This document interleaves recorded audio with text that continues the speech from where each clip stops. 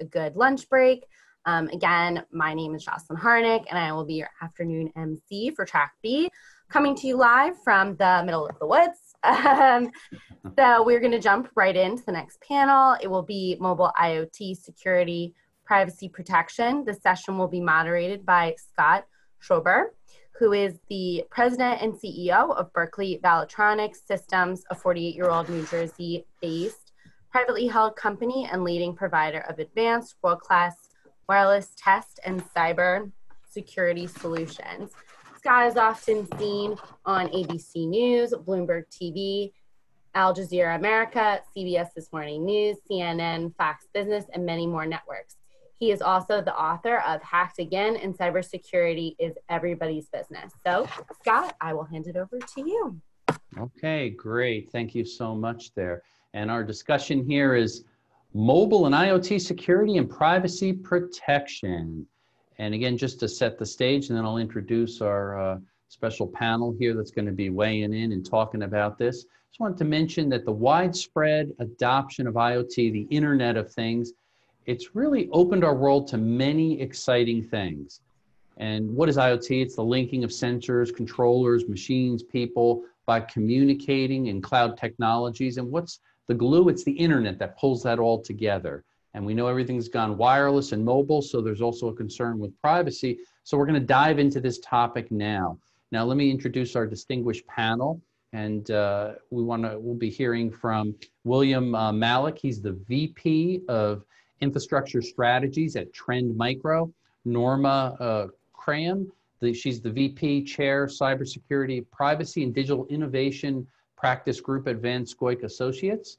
We have Karl Weaver, Global Business Development Director at AITOS.io, and David Lott, Payments Risk Expert at Federal Reserve Bank of Atlanta. So we look forward to chatting with all of you, and hopefully we can have a nice little discussion here as we talk about mobile and IoT privacy and protection, and get some of your thoughts there. Maybe just to set the stage a little bit, thinking about IoT and security. There's an interesting stat I came across. 98% of IoT device traffic is unencrypted, meaning that the majority of confidential information, personal data that's on the network is extremely vulnerable to cyber attacks. So maybe a question, and anybody could weigh in on this on our panel. Is convenience, do you think, prioritized over security in the world of IoT? What are some of your thoughts? Who wants to start us off there? I'll jump in just with the observation that a lot of that traffic is comes from devices that were never designed for any kind of privacy or security. When you're talking about an IoT network, you're talking about very small devices where power is at a premium, where the amount of processing capability is small, the amount of memory is extremely limited, and the communications protocols themselves don't even have the opportunity to encrypt, to digitally sign, to authenticate the content of messages, mechanisms to ensure that the sender of a message is who they say they are, or that they're even authorized to transmit that. So all of those things that an information security professional would pretty much assume are a baseline are completely absent from OT networks. And as we have the, I don't want to say convergence because it really isn't that, as we have the commingling of OT with IT networks, those OT characteristics so today have not been remedied. Yeah, excellent thought there. Anyone else? Yeah, I'd love to jump in on that. Please, I agree with Bill 100%. I think the challenge that we have been having for many, many years is that speed to market focus is 100% of everyone's goal. And then as the consumer, you just care about what is that use case. The problem is that we're missing the piece in the middle and at the front end. We should have learned the lessons at this point. We're having a great discussion today while we look at what happened with Twitter. While we know that the European Court of Justice has just completely struck down the privacy shield with the US. And what we're missing is that there should be security design at the front end of all these devices. And we have to make sure that we have a good and trained workforce when we think about all these companies who are coming up with great innovative ideas that bring efficiencies. They bring many great things to us, but if they're bringing us systemic cybersecurity risk, it's just making our lives harder. because those devices, as Bill said, were never designed to have security in them, and you're never going to be able to go back and just add that on top as if it's an easy thing to do. Yeah, well said. Any other I, thoughts? I would just add, you know, Scott, you mentioned the convenience factor. And that's what our concern is at the Federal Reserve with regard to this topic, is that, you know, consumers generally don't have an understanding about all the aspects of security and privacy with regard to these devices and other payment devices. So it really behooves us to make sure that that educational effort is out there. Otherwise, the bad stories get generated, and then legislation gets generated, and that can quash technology to some degree. Can I say just one thing? Please, I think jump all in, of you have made the right statements, but I think you're all somewhat unaware of exactly how you actually provide security on hardware. It comes from a secure enclave. The secure enclave is usually in a removable or mounted form factor, such as a SIM, an eSIM, or a mobile apps processor chip. It's all software embedded into hardware. And the problem is that we don't make any of that technology. So how can we really be the masters of our universe? We can't, we don't. If you want to come right down to it, the problem is that we didn't develop a lot of these technologies, number one. Number two, we've outsourced all of those technologies now. Very few of them are actually made in the United States. And we've lost control of managing the security apparatus, because you have to inject, for example, private keys, cryptographic keys, asynchronous keys. They need to be injected into the device in the factory. Those factories are not in the United States. So I want to back up and explain that there is possible security in various IoT devices, but we're not experiencing it because we're not using it, because the leading companies have been avoiding using it. And it comes down to cost, actually. It's cost. Yeah. For example, just give you an example, eSIM. I was the first one in the world to push that technology in 2016. Where are we now? It's 2020. eSIM, is it standardized? Is everybody using it? It is highly secure for IoT devices, highly secure for smartphones when you have an OTA download server. Where are we? Cost is limiting. Cost and also cannibalization are limiting our ability to have security. What you said is all correct, but there's more to it than what you've said. And hopefully I clarified it a little bit further for you. Yeah, I think you make a really valid point, Karl. In fact, I am advisor for an IoT hardware company that embeds security at the hardware level. And I think, to the point that the single biggest challenge that drives it all is what you said there. It is cost, because everything IoT, everybody wants to reduce the cost. When you reduce cost, unfortunately, manufacturing will not be done in America. That means it's done on foreign soil, and to take the costs out, they usually take security out, or don't even think of it at the beginning. And that's really, it is a fundamental problem. However, if the message gets out there enough, and it's going to be driven by consumer, it's really supply and demand. Consumers have to demand, and I think, unfortunately, there has to be some regulation that demands security's got to be baked in at the beginning. Needs to be governed, needs to have governance. Listen, I gave a presentation in 2010 in Microsoft's campus with 1,000 people explaining to them that you have no security on your mobile devices. Here we are 10 years later.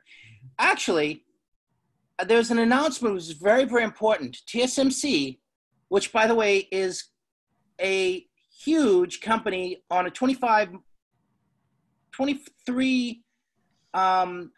what is it? 300 something mile island off the coast of China, has the top semiconductor chip manufacturing on this planet. Fortunately, they're taking semiconductor chip manufacturing to Arizona. We wanted them to come to Washington State because it's mobile, but they didn't. They've gone to Arizona. It makes obvious sense why they went to Arizona. So actually, I see a change. I see a change because of security. So we all should be ranting and raving about the need for security in hardware, because TSMC has decided to come to North America in a bigger way. They actually have a small facility in Washington State, in Vancouver, Washington. to tap that labor in Hillsboro in Oregon. But we're getting that high-end semiconductor chip manufacturing back to the United States, which is a good thing. I'm not going to get into too many geopolitical things, but it's a good thing when TSMC wants to set up a factory in the United States, in a big way. It's a good thing. But it is a positive. There are So two Scott, alternative explanations. Oh. I'm sorry, go ahead, Norm. So Bill, just one quick thing. You know, talking about supply chain security, I think is a very important issue. And I think we have to acknowledge a few things. We are not going to bring 100% of every part of the manufacturing process back to the United States. I mean, it's just not realistic. However, understanding the importance of supply chain security, what it means, having standards that people, you know, whether that is a voluntary standard or it becomes a mandatory one, right?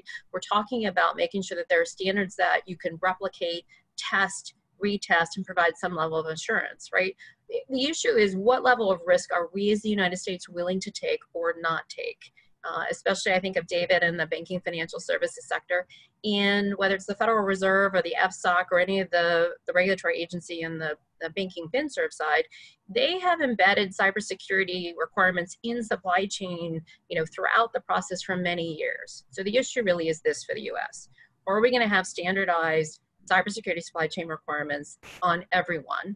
And if they're on everyone, then that actually levels out the cost of what the product is. If everyone has to do it, then prices sort of adjust to accommodate for that. And the last thing I'll say is there is a discussion in the United States and in the EU about IoT labeling and certification. You know, the devices, you know, hardware, software, whatever it is, it'd be like on the list of ingredients on the back of your cereal box. You know, what's in there and what level of security does it have? So it's just not as simple, unfortunately, to say bring everything back to the US, but we need a broader structure to look at supply chain security. And I think, you know, that's an important point. Sorry, Bill, go ahead.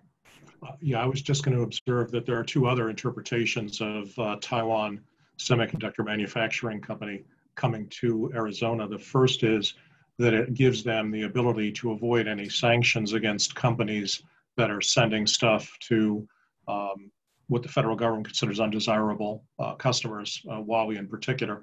The second is there are a massive set of investments that have to be made for the next generation of semiconductors. And by setting up the facility in Arizona, it actually gives TMSC the ability to offload the older generation of technology. That's what's going to Arizona. They're not building a brand new greenfield site. Right. It's relocating here. So it gives them a tax break and it lets them get out from a boycott. But I wouldn't consider that to be the harbinger of a sea change in manufacturing. Norma, of course. Norma mentioned a good point, which is it isn't just that security. Actually, we should not shift focus, but talk a little bit about now your sovereign digital identity, which is your privacy issues. And those are a bigger issue because for more than a decade, we've been lulled into thinking that, wow, I have all these free things from Google, all these free things from Facebook. It's great. Whoa, wait a minute.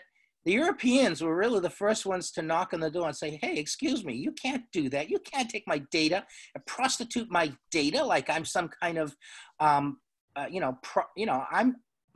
data is my privacy. You're taking it and selling it to the highest bidder and it's going on to the dark web. Please stop. Anybody want to jump into that? I was going to say we could even segue into talking a little bit about big data and privacy. And one interesting stat, 2020, every person's going to generate 1.7 megabits per second. So we're all putting out data, whether we realize it or not. Maybe we can ask the question this way. With all this big data and all the data that we're all putting out, from your opinion as experts there, I'd appreciate to hear, does privacy go out the window? How can we improve privacy? What are some of your thoughts maybe that you could weigh in? I'm happy to start that one. You know, part of what we're seeing is this, obviously the technological shift is allowing all of us to be creating all these megabytes of data all over the place. I think from a consumer perspective, people just in the US particularly have not understood that big data is gold, right? It is monetized. People are collecting it. There is no free lunch. So to your point about getting all these free services, people don't see that correlation between their data and how it's being sold, resold, and used. And I think that that's an important change. In the EU, they've always looked at privacy as a human right. In the United States, we very much believe in privacy, but we haven't paid as much attention to it. The concept now really has to be this. People have to understand that there is risk in putting your data out there. I think as more people are seeing their social security numbers and other aspects of their information being stolen, you'll see that. But you're also seeing a much darker side, which is you're seeing stalkers, you're seeing many other aspects that are very scary, both for adults and parents and children and other things. And I'll say this and stop. The point I made earlier at the top of this discussion is that the EU has had a relationship with the US on privacy called the Privacy Shield. And that was just struck down by the European Court of Justice. The big issue is that the Europeans have a much broader and more comprehensive privacy law called the Global Data Protection Regulation, or GDPR. And we're starting to see states like California institute their own law. The important point about the California law is it is encompassing of everything you could possibly think of, because it talks about data that's either directly or indirectly attributable to a person or a household. And the issue, and I'll say this and stop, we have 49 other states who are looking at hybrids of this law. We have a global world that we have to worry about. We've been talking about trying to come up with a national privacy law that we have to deal with the Congress about. And there are a lot of companies who have just not, they can't agree on so many points. But I would just say this, we need to just agree on a national privacy law and have a level playing field that can protect consumers. Yeah, the Safe Harbor was the predecessor to the Security Shield, and it also was struck down. We have an interesting tradition in the U.S. 20 years ago, I was working for a startup in identity management, and I had a chance to meet with some leadership at DISA. And one of the fellows I met with there was a member of a committee called this is the formal name, This Is Not a National ID Card Committee. Because you can't do privacy without having some kind of identity beneath it. And a federal identity program is viewed with skepticism or worse by a significant slice of the country. Had a conversation with a colleague at Trend, used to work with at Gartner recently. Estonia has online voting, and it is safe and it is secure and it cannot be tampered with. They also have an infrastructure which is protected by the same kind of laws that the post office has concerning mail fraud. And they also have a national ID program. Right. That context gives them the ability to solve that kind of a problem. I doubt that we will ever see a context of that robustness here. And failing that, we end up with 50 states. And you get to situations like recently, people with driver's licenses from certain states would not be allowed to fly because they wouldn't pass minimum requirements by TSA. That's absurd for a first world country. Yeah, so you're absolutely correct. But that Estonia that's Gemalto. Does anybody know Gemalto? That's Gemalto who input. We have an NFC chip in our passports. Has anybody ever used it? It's been there for more than a decade. It's been there for more than a decade, yet we've not been using it. Singapore has, Taiwan has, we have not. So we're laggards in payment and security in this country because the technology exists, it's there. It's the smart card technology that the French, the Dutch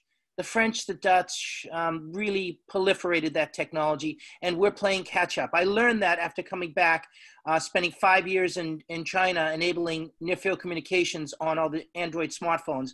I came back to America, and I was trying to evangelize this technology to T-Mobile and their so-called ISIS program. I'm sorry, not the terrorist group. There was an ISIS that was mobile payment. David probably remembers that. It's unbelievable. They had no concept of what near-field communications, contactless mobile NFC was. We're laggards. So let's just call it the way it is. We're laggards in this country, and we need not rest on our laurels. We need to realize that there are other countries like Estonia, and of course, I help to enable all this technology in Asia. So we could do it here. we could have driver's license, national ID card, which they have all over Asian countries, and even your passport, embedded, encrypted into a secure enclave in a chip on an Android smartphone or an iOS smartphone, and it could be secured. Absolutely, we can do all this, but who's going to do it? That's the real question. Yeah. Well, let me just interject here, and I should have said it at the start, any opinions I express are my own and not those of the Federal Reserve Bank of Atlanta or the Federal Reserve System. It's a very complex issue with regard to privacy legislation and things of that nature. You have the states' rights versus federal dominance. Clearly, having a federal set of requirements consistent across everybody simplifies things, but then again, you have the states' rights, issues, and states issue driver's licenses, things of that nature. But again, I think it goes back to consumer education. I mean, as Norma kind of mentioned, and I think Karl did too, is that consumers generally will opt out for the most convenient to them, not necessarily what's best for them, but convenience. I mean, we see them in terms of acceptance of terms and conditions on different applications, which generally embed the ability for that company to do whatever they want to with that data, things of that nature. So, it's a tough proposition, Quick Yeah, question look for historically, all of you guys. I'm sorry, just a quick one here for talking about, because we're kind of segue into mobile payments. And this could be a simple yes or no, and then follow up if you want to add more to it. Are any of you using mobile payments? You're using a digital wallet, be it Android, Apple? I'm curious from your perspective. No. No? Yes. Yes? Okay. No. I brought the technology to China. Okay. Well, Yes, the I Chinese appreciated that. How about yourself, Norma? No. No? Okay. So it looked like a 50-50. I'm a yes on that in the world of Apple. Again, because I try to weigh the risks from security versus convenience. I find that to be the most secure. And maybe to your point, and I think Karl was touching on it, I always contrast what's the alternative? It's cash, inconvenient. It's credit card, still's got that stupid mag stripe on there so skimmers can get us everywhere and anywhere. And chip and pin really isn't fully implemented. That's right. It's difficult when you think about it from a consumer's perspective. They don't want to get the nitty gritty of the technology, but when they hear us talking about mobile payments, what are some concerns that consumers should or shouldn't have from your perspectives? Well, two data points there. First, regarding chip and pin, let's say you're running low on gas and you go to a gas station. Does anybody ever look at the reader and decide they're not going to buy gas there because they're mag stripe, or I'm comfortable buying gas there because it's chip and pin? Well, the answer is no, nobody cares. The other one is, there was a time when you used to pay for AOL, and for a few dollars more a month, you could get a security package. Nobody anywhere ever bought that security package. Similarly with many of the ISPs, you could pay a little more to get a security package with your internet, TV, whatever. Nobody ever did that. The market penetration was negligible. So the answer is consumers go for what's cheapest. Consumers will never rise up and demand security. The only way you get security into technology is through mandates, through regulatory sanctions, which is why I applaud the California law. I think it's a step in the right direction. I'd love to see a GDPR-like solution here. It won't happen, but I think that's a good goal to head for. Yeah. So I'd say a couple of things. I think we have to appropriately distinguish how we, the royal we, clearly articulate to the American consumer the importance of security and cybersecurity. And there is a trust factor that Americans have with brands and the central banking system and the Federal Reserve, and expectations that there is someone out there who will take care of these issues for them. So two things. One, we do have to work on consumer education because there are basic things that only consumers can control. where they, they're giving consent for their data, those uses, they have to understand that. But the second issue really has to be where we are today in 2020, and that is anyone, any entity that is a member of what we call critical infrastructure, whatever they're building and selling, need to understand that they have a higher level responsibility for security, right? If you're building a mobile app, if you're part of the payment system, I can go on, if you're the healthcare sector, if you are selling an implantable medical device, that's a good one. As a consumer, I expect that no one should be able to hack my implantable medical device. I just expect that. So I think there is this broader global policy discussion we need to be having about what are appropriate roles and responsibilities for owners and operators in critical infrastructure. And I'm not always an advocate that we have to regulate everything, but in the year 2020, if we have sectors who are not regulated for cybersecurity at all, for national critical functions or things that affect health, safety, national security, financial security, then that's a problem. And that's really something that has to be fixed at a much higher level. I can't expect a consumer to understand whether or not that mobile app, or whether or not they should put their credit card in that machine at the gas station. I mean, how is any normal human being supposed to understand what a skimmer is and how does that work? Yeah. Well, you make a good point. And thinking about that, if it's not regulated to force upgrades in security at the gas pump, for example, which it's not yet, the end of 2020, there's going to be some regulation starting to force gas stations to upgrade their security. So right now we're dealing with traditional magstripe 20-year-old technology, which is a joke. Consumers not going to be able to easily really determine, is it a traditional skimmer? Is it a Bluetooth skimmer inside the machine? Who's responsible? So until the federal mandate pushes it down to the petroleum industry, the credit card issuing banks, the station owner, everyone to upgrade the security, we as a consumer are really going to all have to deal with the problems of it. Will we be protected and get our money back? Yes, we will, because we got great laws for protection there, but it doesn't really solve the problem. So cyber criminals have shifted away from the retail sector, where chip and pin has really flourished and starting to show some signs of success to be more secure. And they've shifted over to gas pumps, where you could buy a generic key on the internet for $10 and put a Bluetooth skimmer in there in 5 minutes and never return to the crime scene. You conveniently wirelessly download a couple hundred stolen credit cards each day, burn them, and go shopping. So the problem really has to come from a federally regulated standpoint to force them to spend. Just like back in 2015, when the liability shift happened, guess what? Retailers said, I'm going to upgrade to chip and pin. Did it solve the problem? No, but it made it much better, I think. And same thing here in the industry with gas pumps. Something has to be done, or consumers will continue to have their credit cards compromised. Well, let me just add, because we've done a lot of work in that area with regard to the liability shift with the networks and stuff. Again, from the consumer perspective, generally they're going to be held harmless. Yes. Because of the liability, and therefore it has become the issue between the card issuers and the card acquirers in the case of either retailers or gasoline pumps.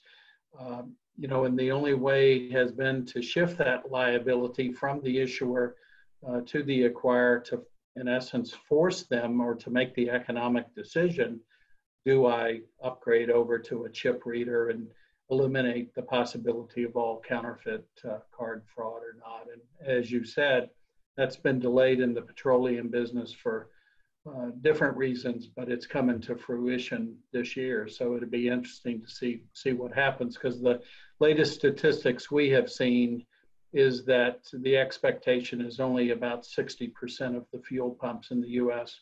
will meet that deadline. Yeah, I think another thing to consider too, which I found interesting, and maybe if any of you have any comments, currently, if there is a compromise at the gas pump, the station, the franchise, or the parent company, it doesn't fall under the same regulation as far as a data breach. When Target or a retailer is compromised X number of credit cards, they have to do breach disclosure, let everyone know, credit monitoring, so on and so forth, which costs a lot of money. When it happens at a gas station, it becomes a federal investigation, but it's not handled in the same way as a data compromise or data breach. Isn't that interesting? So that's part of the problem. Until some rules and regulations are mandated, there's no incentive, in other words, for a petroleum company or gas station to really do much. Just turn their head, because they still make money every time that pump is going and moving gas.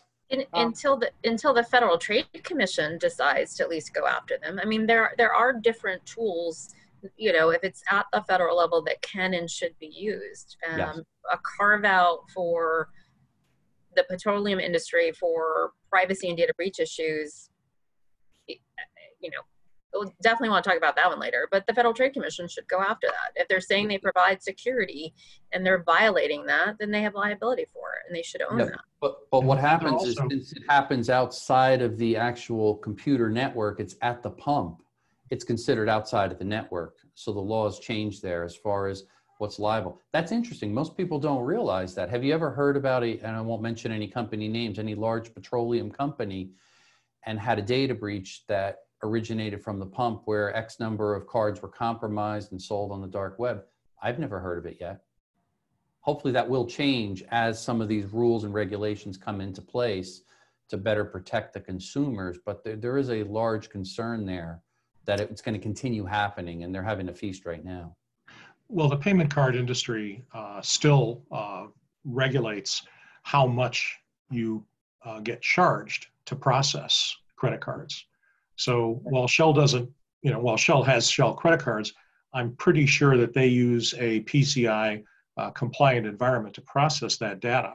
And if they have a history of breaches, then they're subject to additional audits and additional fees. One of the reasons, just to go back in history a ways, one of the reasons Walmart wanted to create its own bank was not because they wanted to disenfranchise local savings and loans. It's that in a typical year, Walmart pays about $900 million in credit card processing fees. And if they had their own bank, that money would go to their subsidiary, right? So there is a sanction. It's not a regulation. It's not a law.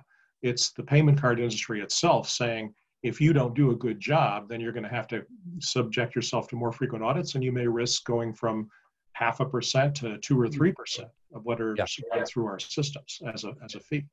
It does come down to money there. That's excuse me, this is a very key point.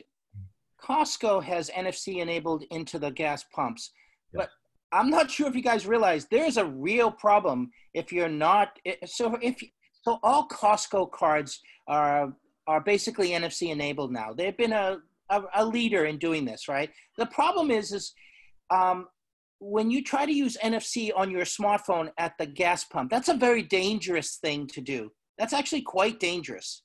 So you do not want to take a smartphone and wave it across a gas pump. It's not safe. The signal can act as a remote to turn on the gas pump. It's a problem. So I think it's the IoT industry is very fragmented, and the smartphone industry with regard to payment is also very, very fragmented. But the most important point beyond regulation is the security, because these cell phones can act as a remote to turn things on. My cell phone used to turn on my shaver, okay, when I put them in the same bag. So it's very important to note this key point. That's all I wanted to say. I also wanted to say that Norma said data is the new gold. I think data is the new oil, actually, number one. And number two, I honestly think if we were to compare two companies in the world today for governance, I would say that there's a huge difference between Apple and Google. Listen, mobile payments, I turned the technology on in China in 2013. It did not enable globally as a payment mechanism really until Apple enabled it on its smartphone. So I know that I sound like a proponent, like I'm endorsing Apple. I'm really not. What I'm saying is if you compare what Apple has done with the privacy of data and what Google has done, it's night and day. That's all I wanted to say. That's true. That's true. And I tend to be an Apple proponent also, but I have to balance that out because there is some good things that Google has done as well. Just because of time, we wanted to ask, is there specific questions that the audience would like to ask this panel here? And now would be the time. There's a couple of them here that came over and it's going to jump back. Can I just jump in here? And maybe if anyone wants to grab this one. One is, how are technologies compared in terms of privacy? Is there any specific metric for privacy which we can provide customers so that they can take a fair call while integrating technology in their life? Anyone want to weigh in on that? You know, I'm happy to start. I think the question, honestly, is this has to be a very specific question about what type of technology for what use in what sector and what is it doing. So again, if it's an implantable medical device, I can talk to you exactly about what type of sort of privacy and security people should expect. If it's a mobile app on your iPhone, you know, those would be very different. So unfortunately, I don't think there's one answer to that, but it's a good question. Yeah, excellent. Yeah, the only thing I would add, kind of going back to an earlier part of our conversation, was with regard to mobile payments, you know, using one of the pay wallets. They actually are more secure in the sense of they're using a token rather than the actual card number itself. And so, you know, if the transaction were to be intercepted, they're getting a token value, not card value. I mean, a chip card still at the retailer point of sale is still transmitting the card number in the clear until it gets encrypted by the terminal devices and the networks there. So mobile payments in that aspect are safer. That technology does provide an increased level of protection. Yeah, and I think, David, you make a great point. And part of the reason I myself, again, my opinion, why I do use Apple Pay is, to your point, encrypted, tokenized transmission. So my credit card, my personal information is not being sent. The issuing bank holds my credit card information and makes the actual okay. And it's hardware, software encrypted. And I think that's important for people to realize. The downside is, again, we always weigh that balance, security versus convenience. The lack of convenience is it's not accepted everywhere. Right. I wish it was. And that's what I think we all do. Once digital payments become more widespread acceptance, we will likely use them more, and it will be more secure, and it will be convenient.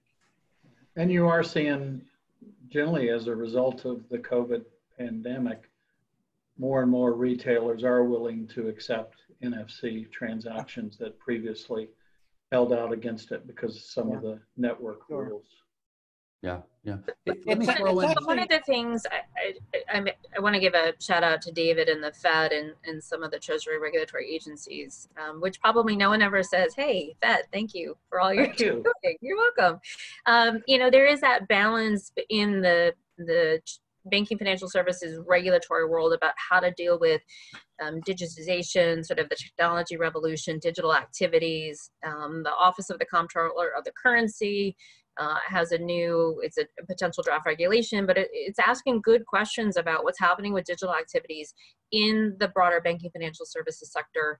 You know, we do have different ways now to interact with regulators to talk about what new technologies could be used and how they work.